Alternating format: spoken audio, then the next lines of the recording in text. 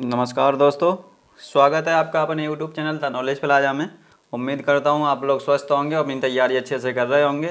तो जैसा कि आप लोगों को पता है, ये हमारा the knowledge plaza premier league चल रहा है। इसको आप लोग क्रैश कोर्स बोल सकते हैं। तो इसमें आपको जो क्वेश्चन सीरीज वाइज आपका कोर्स कंप्लीट कराया जा रहा है। एक बार थ्योरी वाइज हमारे यहाँ पे कोर्स कंप्लीट हो चुका है।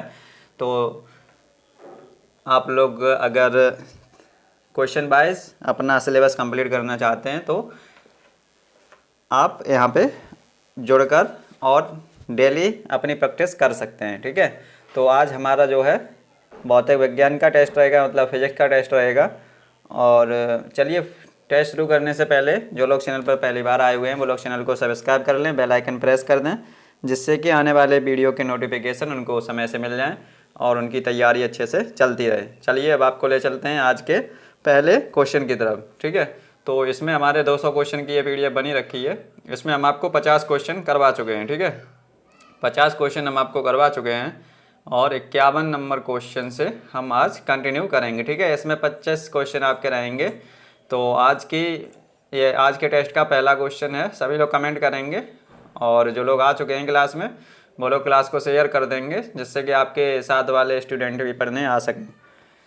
पहला क्वेश्चन आप लोग देख पा रहे होंगे, नाभिकीय ऊर्जा प्राप्त करने हेतु आवश्यक है। इनमें से नाभिकीय ऊर्जा प्राप्त करने के लिए क्या आवश्यक है? क्रोमियम, सिलिकॉन, यूरेनियम या एल्यूमिनियम? तो इसका राइट आंसर क्या हो जाएगा? इसका राइट आंसर आपका हो जाएगा यूरेनियम। ठीक है, ऑप्शन नंबर सी इसका राइट आंसर हो जाएगा। अगला क्वेश्चन देखते हैं। आप लोगों को पता होगा इसमें 25 क्वेश्चन रहते हैं और आपके 15 से 20 मिनट के बीच में आपका जो है टाइम रहता है। ठीक है, 15 से 20 मिनट में आपका ये टेस्ट खत्म हो जाता है। शारीरिक कार्यों को करने के लिए किस प्रकार की ऊर्जा का उपयोग किया जाता है? ठीक है, शारीरिक कार्यों को करने के लिए किस प्रकार की ऊर्जा का उपयोग किया जाता है? विद्युत ऊर्जा, सौर ऊर्जा, पेशीय ऊर्जा या रासायनिक ऊर्जा? तो यहाँ पे नाम से ही क्लियर हो रहा है, शारीरिक कार्यों को करने के लिए पेशीय ऊर्जा का उपयोग किया जाता है। अगला क्वेश्चन, ऊर्जा के सभी रूप में अनंततः स्रोत किसे माना जाता है? बहुत ही ज़्यादा इम्पोर्टेंट क्वेश्चन है ये, और आप लोगों को सभी लोगों को इसका आंसर पता है, हमें ये भी पता है। तो सभी लोग एक बार कमेंट कर देंगे इसका आंसर क्या सही है। ऊर्जा के सभी रूप में अनंततः स्रोत किसे माना जाता है? कोयला को, परमाणु को, जल को या फिर सूर्य को? तो अनंततः ऊर्जा का स्रोत हम सूर्य को मानते हैं। ऑप्शन नंबर डी इसका राइट आंसर है। अगला क्वेश्चन करते हैं, इनमें से कौन नवीकरणीय ऊर्जा है? इनमें से कौन नवीकरणीय ऊर्जा है? कोयला, सौर ऊर्जा, प्राकृतिक गैस या फिर पेट्रोल? तो इसका राइट आंसर क्या है? इनमें से कौन नवीकरणीय ऊर्जा है? नवीकरणीय मतलब नई, तो नई ऊर्जा कौन सी है? सौर ऊर्जा। ठीक है, कोयला का बहुत पहले से उपयोग चल रहा है, प्राकृतिक गैस बहुत दिनों से उपयोग की जा रही है, पेट्रोल भी, लेकिन नवीकरणीय क्या है? सौर ऊर्जा। तो इसका राइट आंसर बी ऑप्शन इसका राइट हो जाएगा। अगला क्वेश्चन देखते हैं, पृथ्वी पर ऊर्जा का सबसे विशाल स्रोत है। पृथ्वी पर ऊर्जा का सबसे विशाल स्रोत क्या है? सूर्य, लकड़ी, चंद्रमा या फिर कोयला? तो 10 सेकंड का समय है, उसके बाद हम यहाँ पे आंसर लगाएंगे, तब तक सभी लोग इसका आंसर करेंगे। टाइम आपका ओवर। तो इसका राइट आंसर क्या है? सूर्य। ठीक है, ऑप्शन नंबर ए इसका राइट आंसर है। पृथ्वी पर ऊर्जा का सबसे विशाल स्रोत क्या है?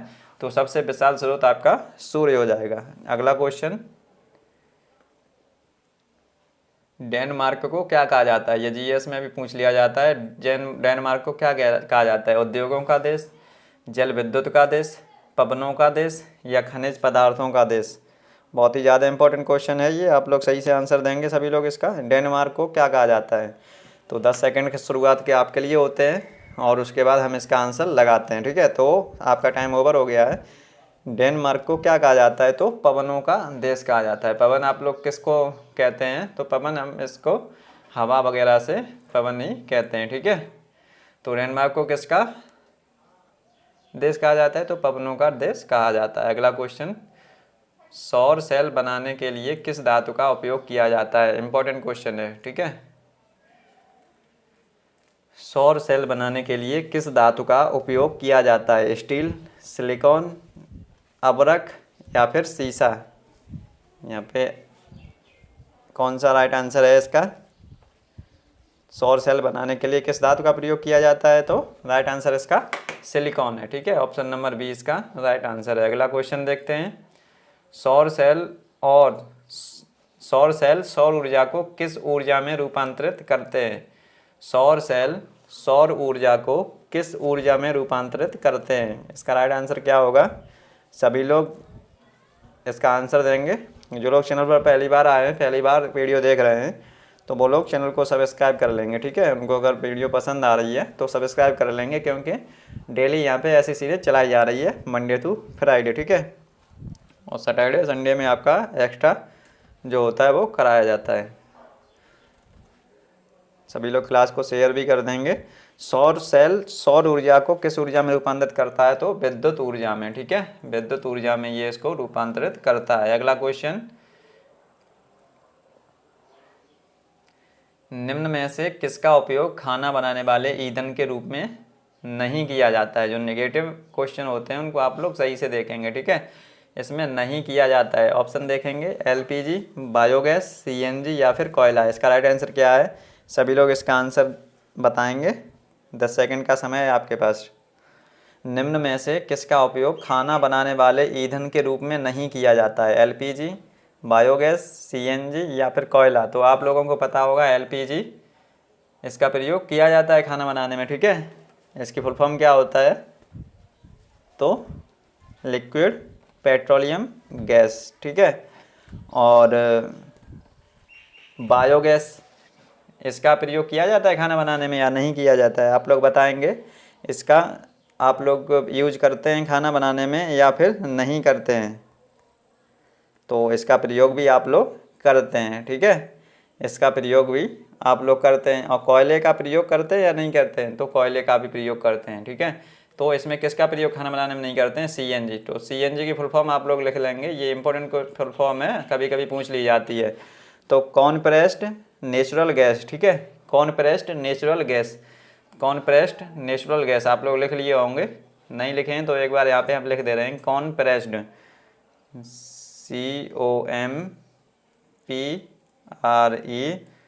COMPRESSED, compressed natural NATURAL। ठीक है, आप लोग लिख लेंगे, यहाँ अगर दिखाई नहीं दे रहा है सही से।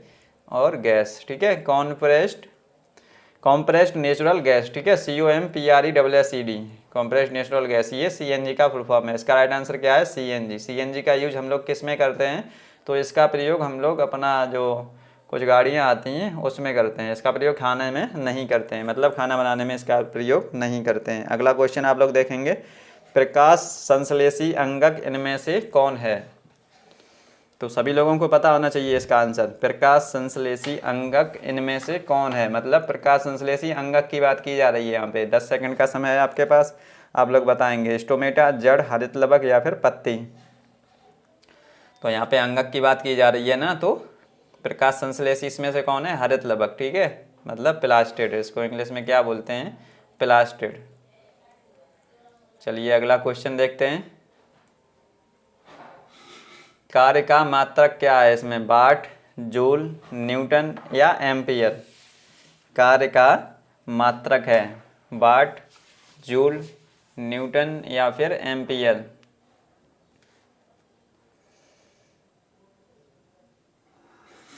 तो वाट आप लोगों को पता होगा किसका है? वाट आप लोगों को पता होगा किसका है। ठीक है, तो किसका है ये? पावर का। ठीक है, मतलब शक्ति का। और जूल किसका है? तो जूल आपका कार्य का है। ठीक है, मतलब इसका ऑप्शन क्या है? बी सही है। न्यूटन आपका बल का है, एम्पियर विद्युत धारा का है। ठीक है, तो अब आप लोगों से एक क्वेश्चन यहाँ पे ये पूछ लिया जाता है, तो इसका राइट आंसर बी सही है। ठीक है, तो इसमें आपसे पूछ लिया जाता है 1 जूल कितने अर्घ के बराबर होता है? जूल आपका यहाँ पे क्या है? जूल आप लोग बोल सकते हैं ये MKS, आप लोग नोट कर लीजिए। MKS मात्रक और SI मात्रक है। ठीक है, जूल आपसे पूछा जाए कार्य का SI मात्रक क्या है, तो जूल। और आपसे पूछ लिया जाए कि कार्य का CGS में मात्रक क्या है, तो CGS में मात्रक इसका है अर्घ। ठीक है, अर्घ, ERG, अर्घ, ये CGS में है। ठीक है, आप लोग ये पढ़े होंगे ना, मीटर किलोग्राम सेकंड और आपका सेंटीमीटर ग्राम सेकंड। और ये इंटरनेशनल स्टैंडर्ड ऑफ यूनिट। ठीक है, तो आपसे क्वेश्चन क्या पूछ लिया जाता है, 1 जूल इज इक्वल टू कितने अर्ग होते हैं, तो आप लोग कमेंट करेंगे 1 जूल बराबर कितने अर्ग। तो आप लोग कमेंट करेंगे आपको पता है या नहीं। 1 जूल बराबर 10⁻7 अर्ग होता है। ठीक है, और यहाँ पे अगर पूछ लिया जाए 1 अर्ग बराबर कितने जूल होता है, तो ये पलट जाएगा, 1 अर्ग बराबर 10⁻⁻7 जूल। ठीक है, ये नोट कर लीजिए आप लोग। 1 जूल का मान कितना होता है, 10⁻7 अर्ग, और 1 अर्ग का मान कितना होता है, 10⁻⁻7 जूल। अगला क्वेश्चन, प्रकाश वर्ष किसका इकाई है, बहुत ही ज़्यादा इंपॉर्टेंट। ठीक है, ये यहाँ भी आपके कंपटीशन के लिए इंपॉर्टेंट है, और आगे आप लोग किसी भी एग्ज़ाम की जब प्रिपरेशन करेंगे तो उसमें भी ये क्वेश्चन बहुत ज़्यादा पूछा जाता है। इसका आंसर क्या सही होगा, तो इसका आंसर आपका सही होगा, बताइए आप लोग बताइए। इसका आंसर आपका सही है, प्रकाश वर्ष किसका इकाई है, तो प्रकाश वर्ष किसकी इकाई है, दूरी की। ठीक है, दूरी की इकाई है प्रकाश वर्ष। ठीक है, और प्रकाश जो दूरी की सबसे बड़ी इकाई क्या है, दूरी की सबसे बड़ी इकाई आप लोग नोट कर लेंगे, दूरी की सबसे बड़ी इकाई आप लोग नोट कर लेंगे क्या है, दूरी की सबसे बड़ी इकाई आप लोगों ने कॉपी पेन निकाल लिया होगा उम्मीद करते हैं, तो नोट करेंगे आप लोग पारसेक। ठीक है, पारसेक सबसे बड़ी इकाई है। ठीक है, दूरी की। अगला क्वेश्चन आप लोग देखेंगे, इसमें आगे क्वेश्चन भी शायद दिया होगा, पारसेक, हाँ यहाँ पे दिया है, पारसेक इकाई है। पारसेक किसकी इकाई है, तो पारसेक भी एक आपकी दूरी की इकाई है। दूरी की सबसे बड़ी इकाई कौन सी है, क्वेश्चन आपसे पूछ लिया जाए, दूरी की सबसे बड़ी इकाई,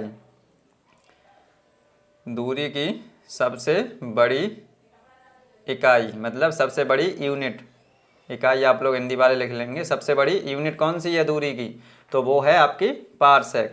ठीक है, पारसेक यहाँ पे आंसर हो जाएगा आपका। ठीक है, आप लोग समझ गए होंगे ना, आप लोग कमेंट करेंगे आप लोगों को समझ में आया या नहीं। हमने यहाँ पे क्या बताया आपको,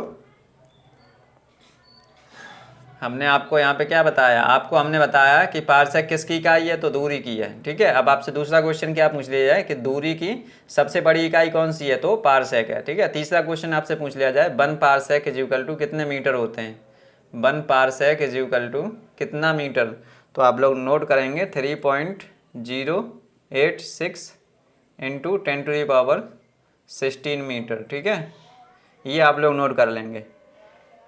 ठीक, ये आप लोग नोट कर लेंगे, 1 पारसेक बराबर कितना मीटर होता है, तो 3.086 इंटू 10⁻16 मीटर, और 1 लाइट ईयर बराबर कितना होता है, आप लोग नोट करेंगे 1 लाइट ईयर बराबर कितना होता है, 1 लाइट ईयर बराबर कितने मीटर होते हैं, तो यहाँ पे आप लोग नोट कर लेंगे 9.46 इंटू 10⁻15 मीटर। ठीक है, ये आप लोग नोट कर लेंगे। अगला क्वेश्चन आप लोग देखेंगे, निम्नलिखित में समय कौन सा मात्रक नहीं, निम्नलिखित में समय कौन सा मात्रक नहीं है, मतलब इनमें से कौन सा समय का मात्रक नहीं है, निम्नलिखित में समय कौन सा का मात्रक नहीं है, मतलब किसका इसमें से समय मात्रक नहीं है। प्रकाश वर्ष का मात्रक क्या है, प्रकाश वर्ष किसका मात्रक है, तो ये दूरी का है। ठीक है, मतलब समय का नहीं है, तो यही तो ऑप्शन आपका सही हो जाएगा। आद्यवर्ष ये समय का ही है, चंद्रमा ये भी समय का है, तो इसमें ऑप्शन नंबर ए आपका राइट हो जाएगा। अगला क्वेश्चन देख लेंगे, इंपॉर्टेंट क्वेश्चन है ये सभी आपके। ठीक है, ऐसे ही क्वेश्चन आपसे पूछे जाते हैं। दाब का मात्रक है, इनमें से दाब का मात्रक क्या है, डाइन, जूल, वाट या पास्कल, दाब का मात्रक है, दाब का मात्रक क्या है, तो दाब का मात्रक आपका पास्कल है। ठीक है, दाब का मात्रक आपका पास्कल है। ठीक है, बार एक मात्रक होता है, वो भी दाब का ही होता है। ठीक है, और चलिए अब आगे चलते हैं, आगे देखते हैं यहाँ पे ज्योत तीव्रता का मात्रक, बहुत ही ज़्यादा इंपॉर्टेंट। ठीक है, ज्योत तीव्रता का मात्रक, 10 सेकंड आपके पास हैं, 10 सेकंड में आप लोग आंसर देंगे, उसके बाद हम इसका आंसर लगाएंगे। ठीक है, ज्योत तीव्रता का मात्रक क्या होता है, ऑप्टर, कैंडेला, न्यूटन या इनमें से कोई नहीं। चलिए टाइम आपका ओवर हो गया। ज्योत तीव्रता का मात्रक आपका कैंडेला होता है। ये जो तीव्रता जो होती है वो फंडामेंटल यूनिट होती है, मतलब मूल राशि है ये, ठीक है, मूल राशि है। आप लोग ये चीज़ नोट कर लेंगे, ये जो अदर आपको बताए दे रहे हैं वो आप लोग नोट कर सकते हैं, ठीक है। ज्योत तीव्रता का मात्रक क्या है, तो कैंडेला है, ये मूल मात्रक है, ठीक है, मतलब मूल राशि है तो इसका मात्रक मूल मात्रक कहलाएगा। अगला क्वेश्चन, मात्राओं की अंतरराष्ट्रीय पद्धति कब लागू की गई।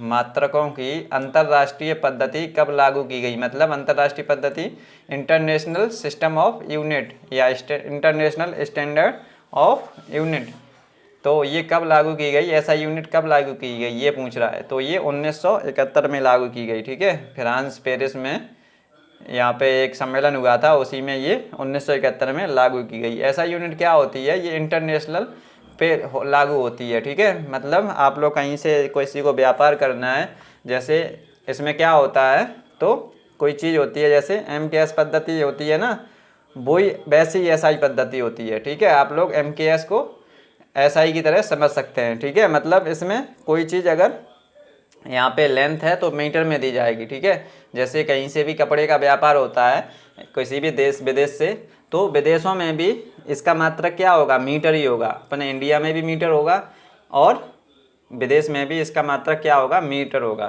ठीक है। तो किसी भी देश से आप लोग किसी भी विदेश में आप लोग किसी भी देश से व्यापार कर सकते हैं, अमेरिका हो गया कोई भी हो गया, तो उसमें भी ये सब कुछ मीटर में दिया होगा, ठीक है, इसीलिए ये स्टैंडर्ड यूनिट बनाई गई है। आप लोग समझ गए होंगे ना। अगला क्वेश्चन आप लोग देख लेंगे, खाद्य ऊर्जा को हम किस इकाई में माप सकते हैं। खाद्य ऊर्जा को हम किस इकाई में माप सकते हैं, जल, कैलोरी, अर्घ या इनमें से कोई नहीं। तो खाद्य ऊर्जा जो होती है उसको हम लोग कैलोरी में मापते हैं, ठीक है, ये आप लोग जानते होंगे। अगला क्वेश्चन देख लेंगे और जल्दी जल्दी क्वेश्चन जो बचे हैं वो ख़त्म करते हैं। विद्युत मात्रक की इकाई क्या है, विद्युत मात्रा की इकाई क्या है, तो ये हम आपको पहले ही बता चुके हैं, ओम है या वोल्ट है या एम्पियर है या वाट है, तो आप लोगों को पहले ही बता दिया है। विद्युत का जो है इकाई क्या होती है, तो एम्पियर होती है। अगला क्वेश्चन, ऐसा ही पद्धति में लेंस की शक्ति की इकाई क्या है, लेंस की शक्ति की इकाई क्या है, तो इसका आंसर आप लोग देंगे, ठीक है, बहुत ही ज़्यादा इंपॉर्टेंट है, वेरी इंपॉर्टेंट क्वेश्चन है, इसका आप लोग स्क्रीनशॉट ले सकते हैं या आप लोग इसको नोट कर सकते हैं। ऐसा ही पद्धति में लेंस की क्षमता की इकाई क्या होती है, तो डायोप्टर होती है। ऑप्शन नंबर सी इसका राइट आंसर है। 5 क्वेश्चन और बचे हैं, वो भी जल्दी जल्दी खत्म करते हैं। यहाँ पे एम्पियर क्या नापने की इकाई है, एम्पियर क्या नापने की इकाई है, तो इसका आंसर क्या होगा, इसका आंसर दीजिए, सभी लोग इसका आंसर देंगे। एम्पियर क्या नापने की इकाई है, करंट, प्रतिरोध, पावर या फिर वोल्टेज। तो एम्पियर हमने अभी आपको बताया है करंट मापने की इकाई है। अगला क्वेश्चन आप लोग देखेंगे 72 नंबर क्वेश्चन, निम्नलिखित में से कौन वेक्टर मात्रा है, इनमें से कौन वेक्टर मात्रा है। वेक्टर को हम लोग हिंदी में बोलते हैं सदिश, ठीक है, आपके पेपर में भी कभी कभी ऐसा ही दे दिया जाता है, सदिश नहीं देता है, सीधा वेक्टर कोई इंग्लिश में हिंदी में भी वेक्टर सीधा लिख देता है। तो इनमें से कौन सदिश राशि है, ऊर्जा, तापमान, बल या चाल। तो आप लोगों को पता होगा कि इसमें से सदिश राशि कौन सी है। सदिश राशि क्या होती हैं, जिनमें परिमाण और दिशा दोनों होती है, मतलब मैग्नीट्यूड और डायरेक्शन दोनों होते हैं, ठीक है, मतलब उसका परिमाण भी दिया होगा और डायरेक्शन भी दिया होगा। तो क्या होता है, बल इसका राइट आंसर है, ठीक है, बल इसका राइट आंसर है, ऑप्शन नंबर सी। अगला क्वेश्चन, निम्नलिखित में से कौन एक सदिश राशि नहीं है, निम्नलिखित में से कौन एक सदिश राशि नहीं है।